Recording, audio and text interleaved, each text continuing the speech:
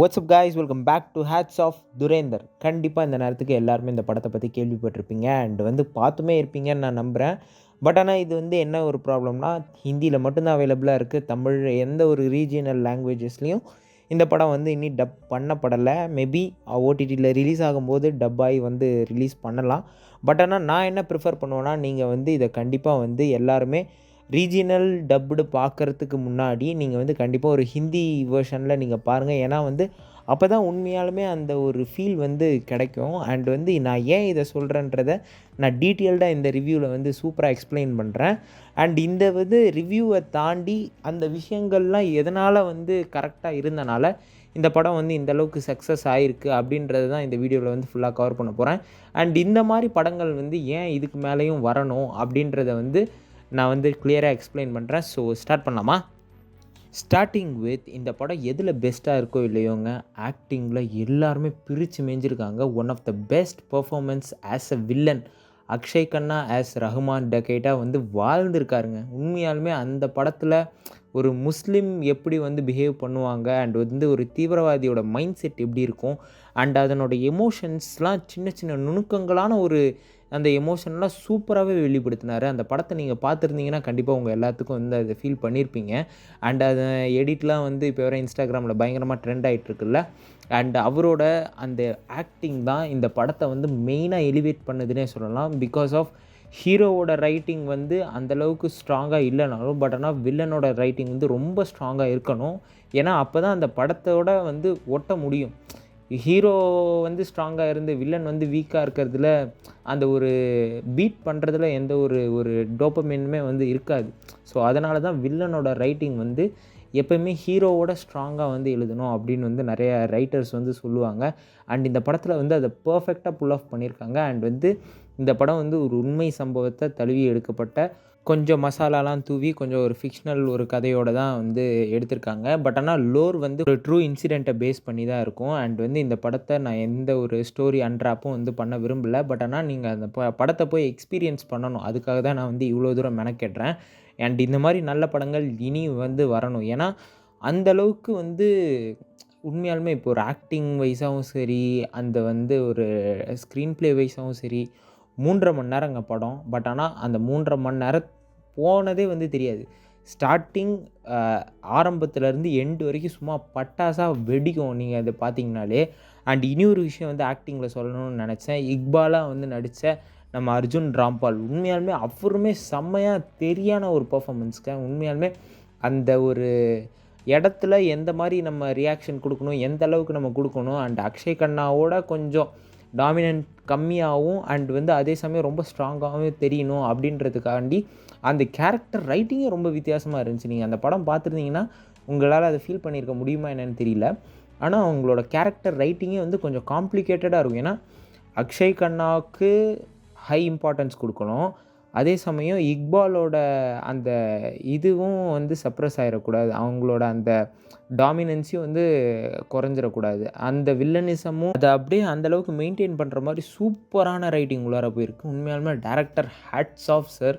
உண்மையாலுமே அந்த எக்ஸ்ப்ளோர் பண்ணுற ஒரு விஷயங்கள் இப்போ பாகிஸ்தான்லாம் உள்ளார போய் நம்ம எங்கே கராச்சி அப்படி இப்படின்னு நம்ம சொல்கிறோமே தவிர, அது உள்ளார எப்படி இருக்கும் அப்படின்றது எந்த ஒரு படத்துலையும் எனக்கு தெரிஞ்சு எக்ஸ்பிளைனே பண்ணதில்லை. அண்ட் அந்த எக்ஸ்ப்ளோரேஷன் இருக்கு இல்லையா, பர்ஃபெக்ட் த மைன்யூட் அந்த அளவுக்கு செம்மையாக இருந்துச்சு. அந்த செட்டாக இருக்கட்டும் அண்ட் அங்கே இருக்கிற அந்த ஒரு பாகிஸ்தான்னா இப்படி தான்டா இருக்கும் போல் அப்படின்ற மாதிரி நம்ம மனசில் பதிய வைக்கிற அளவுக்கு அந்த செட் அவ்வளோ ட்ரூவாக இருக்குது. மேபி நான் இஃப் ஐ எம் ராங் அது மாறி கூட இருக்கலாம். மேபி அதை விட பெட்டராக இருக்கலாம், இல்லை அதை விட ஏதாவது சேஞ்சஸ் இருந்திருக்கலாம். பட் ஆனால் நான் என்ன சொல்ல வரேன்னா, அந்த ஒரு லைவாக அந்த ஒரு செட்டு இருந்தது தான் நான் சொல்லணும்னு நினச்சேன். அண்ட் இனி ஒரு விஷயம் அந்த அதுக்கேற்ற மாதிரி அந்த ப்ரொடக்ஷன் காஸ்ட் அண்ட் அந்த செட்டு உண்மையாலுமே தண்ணி மாதிரி இறச்சிருக்காங்கங்க. அதை நீங்கள் பார்த்தாலே தெரியும். ஜியோ தான் ப்ரொடியூசர். ஸோ அதனால் சொல்லவே தேவையில்ல, காசை பற்றி அவங்க கவலையே பட வேணாம். அண்ட் இனி ஒரு விஷயம் மியூசிக் அண்ட் எஸ்எஃப்எக்ஸ். நீங்கள் மியூசிக்கு அண்ட் எஸ்எஃப்எக்ஸ்க்கு தனியாக ஒரு ஹானரபிள் ஒரு அவார்டே கொடுக்கணுங்க. ஏன்னா அந்தளவுக்கு எப்படி சொல்கிறது, நான் அந்த படத்துக்கு தேவையான ஒரு ரேஜை அந்த இன்புட்டில் கொடுக்கறது அந்த ஒரு மியூசிக் தான். அதுவும் அந்த ஒரு துரேந்தர் டைட்டில் ட்ராக் தீம் வந்து ஒன்று வரும். அந்த ஒரு கார் சீக்வென்ஸ், அந்த சேசிங் சீக்வென்ஸ் அப்போ என்ன கேமரா ஆங்கிள், என்ன ஒரு மியூசிக், கரெக்ட் பக்கா ப்ளேஸ்மெண்ட்டுங்க.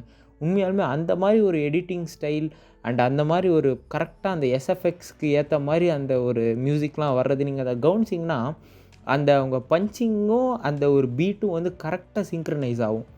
செம்மையான ஒரு விஷயம் அது. அது எடிட்டில் பண்ணாங்களா இல்லை அதுக்கேற்ற மாதிரி மியூசிக் பண்ணாங்களா அப்படின்றது உண்மையாலுமே தெரியவே இல்லைங்க. அந்தளவுக்கு வந்து நுணுக்கமாக வேலை பார்த்துருக்காங்க. நான் ஏன் இவ்வளோ தூரம் நான் மெனக்கெட்டு சொல்கிறேன்னா, ஏன்னா இந்த மாதிரி விஷயங்கள்லாம் நோட்டீஸ் பண்ணால் தான் ஒருத்தவங்க எவ்வளோ மெனக்கெட்டுருக்காங்க அப்படின்றது வந்து கண்டிப்பாக வந்து உங்கள் எல்லாராலையும் அதை வந்து உணர்ந்து அதை அந்த படத்தை பார்க்க முடியும். நம்ம சிம்பிளாக வந்து சொல்லிடலாம் ஒரு படம் வந்து கேவலமாக இருக்குது அப்படின்ட்டு. பட் ஆனால் அந்த உங்களுக்கு வந்து பிடிக்காத படத்துலையும் எவ்வளோ ஹார்ட் ஒர்க் போட்டிருக்காங்க அப்படின்றது வந்து இந்த மாதிரி விஷயங்கள்லாம் சொன்னால் தான் நாளைக்கு வேறு ஒரு படங்கள்லாம் நீங்கள் பார்க்கும்போது அந்த ஒரு ரெஃபரன்ஸ் வைக்கும்போது உங்களுக்கு தெரியும். ஸோ அதுதான் வந்து நான் சொல்லணும்னு நினச்சேன்.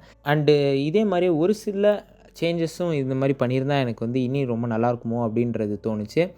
என்னென்னா ப்ரூட்டல் சீக்வன்ஸ் யூஷுவலாகவே பயங்கரமாக இருக்குது. நீங்கள் அதை பார்த்தீங்கன்னா உங்களுக்கே தெரியும். அந்த இன்டர்வல் பிளாக்குக்கு அடுத்தெல்லாம் பாப்கார்ன் எடுத்துகிட்டு வந்து உட்காந்து கோக்கெல்லாம் குடிச்சிட்டு எனக்கே வயிறு கலக்கிற மாதிரி இருந்துச்சு அந்த சீக்வன்ஸ் எல்லாம்.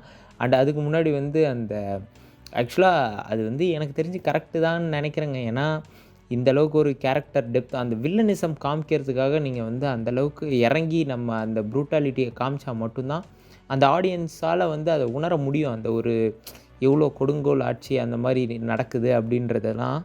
அண்டு இனி ஒரு மைனஸாக வந்து பார்த்தது 3.5 hours வந்து இந்த படம் வந்து எடுக்கணுமா அப்படின்றது எனக்கு என்னமோ கொஞ்சம் வந்து ஒரு சில சீக்வன்ஸ் எல்லாம் கட் பண்ணியிருக்கலாமோன்னு தோணுது. ஏன்னா சாரா அர்ஜுன் அவங்களோட சீக்வன்ஸ் வந்து ரொம்ப எலாபரேட்டிவாக கொஞ்சம் நிறையா இருந்த மாதிரி இருந்துச்சு. மேபி பார்ட் 2க்கு லீட் கொடுக்குற மாதிரி அந்த ஒரு சீக்வன்ஸ் வந்து எடுத்துருக்கலாம். பட் ஆனால் எனக்கு தெரிஞ்சு அது வந்து கொஞ்சம் கம்மி பண்ணியிருக்கலாம். அண்ட் இனியுமே வந்து ஒரு ரியல் லைஃப் ஃபுட்டேஜஸ் வந்து நிறைய ஆட் பண்ணியிருக்கலாங்க. அங்கங்கே நிறையா ஒரு சில ஃபுட்டேஜஸ்லாம் ஆட் பண்ணியிருந்தாங்க. பட் ஆனால் இனியுமே நிறையா ஆட் பண்ணி நம்ம அது வந்து ஒரு டாக்குமெண்ட்ரி மாதிரி ஃபீல் ஆகிடக்கூடாது. பட் ஆனால் அந்த டாக்குமெண்ட்ரி மாதிரி ஒரு இம்பேக்டை வந்து அந்த படம் வந்து க்ரியேட் பண்ணியிருந்தால் இனியும் சூப்பராக இருந்திருக்கும். பட் ஆனால் படம் வந்து நல்லா தான் இருக்குது அண்ட் இனிமே வந்து நல்லா இருந்திருக்கும் அப்படின்றது என்னோடய ஒரு பாயிண்ட் ஆஃப் வியூவாக இருக்குது. அண்ட் அந்த பிளெண்டிங் இருக்குது இல்லையா, செம்மையாக இருந்துச்சுங்க. அதாவது ஒரு ரியல் லைஃப் இன்சிடெண்ட்டும் அந்த ஒரு படமும் வந்து அப்படியே கனெக்ட் ஆகி அந்த பிணைப்போடு அந்த ஒரு ஸ்டோரி லைனை எழுதுனது ஹேட்ஸ் ஆஃப். ஸோ அதனால் இது வந்து ஹேட்ஸ் ஆஃபோட ஹைலி ரெக்கமெண்டட் மூவி. கண்டிப்பாக போய் செக் பண்ணி பாருங்கள். அண்ட் யா கைஸ், இதில் நான் எதனா மாற்றி சொல்லியிருந்தாலோ மறந்து சொல்லியிருந்தாலோ நீங்கள் வந்து கீழே கமெண்ட்டில் மென்ஷன் பண்ணுங்கள். அண்ட் இதில் வந்து எதனாவது ப்ரோஸ் அண்ட் கான்ஸ் வந்து உங்களுக்கு எதனாவது தோணுதா அப்படின்றதையும் நீங்கள் கீழே கமெண்ட்டில் மென்ஷன் பண்ணுங்கள். அண்ட் யார் யாரெல்லாம் படம் பார்த்துருக்கீங்க, உங்களுக்கு என்ன மாதிரி ஃபீலாக இருக்குது அப்படின்றத நீங்கள் இந்த கமெண்ட்டில் வந்து மென்ஷன் பண்ணலாம். So yeah guys, that's it for this video. Thank you for வாட்சிங். See you on the other one. Until then, this is Arthav signing off. Take care. Cheers. Bye.